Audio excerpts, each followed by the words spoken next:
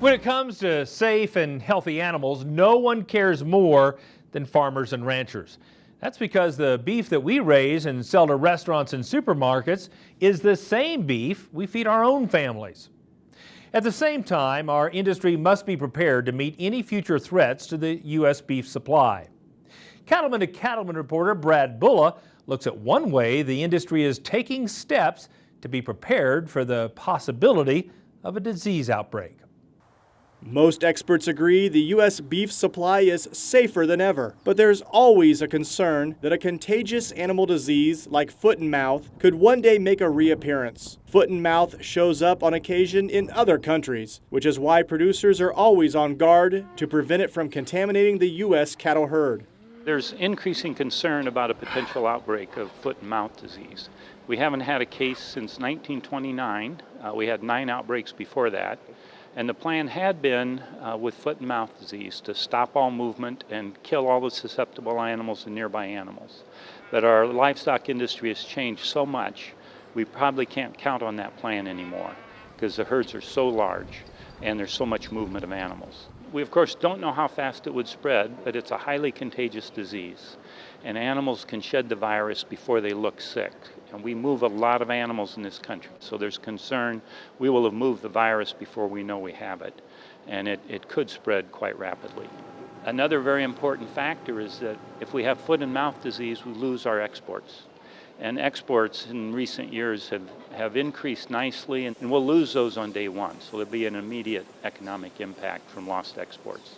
Over the past several years, members of the cattle industry have worked with state and federal officials, as well as disease experts, to develop a secure beef response plan in the event of a foot and mouth outbreak. The goal is to reduce the spread of the disease while enabling the industry to continue producing beef for consumers. We need to maintain a flow of beef to consumers. So this is an attempt to assure consumers that the product is still safe, it's still wholesome, it's great to eat. It's also an attempt to establish procedures for producers so that we can safely move beef and cattle and continue to do that while at the same time controlling the risk of an extensive foot and mouth disease outbreak. There are several ways that we'll need to try and do that. One issue will be movement controls. Because this is such an infectious disease, it transmits so easily. It can move both on cattle movements, we can spread it around by moving cattle, but we can also spread it on vehicles, on people's clothes. So very, very infectious agent. So we'll need to have some issues in to try to control movement. We would expect that there'll probably be a complete stop on movement for a short period of time. Vaccination could also play a key role in minimizing the economic damage while eradicating the disease. However, the United States currently does not have the capacity to supply enough doses of vaccine to combat even a moderate outbreak. One of the needs is a vaccine bank.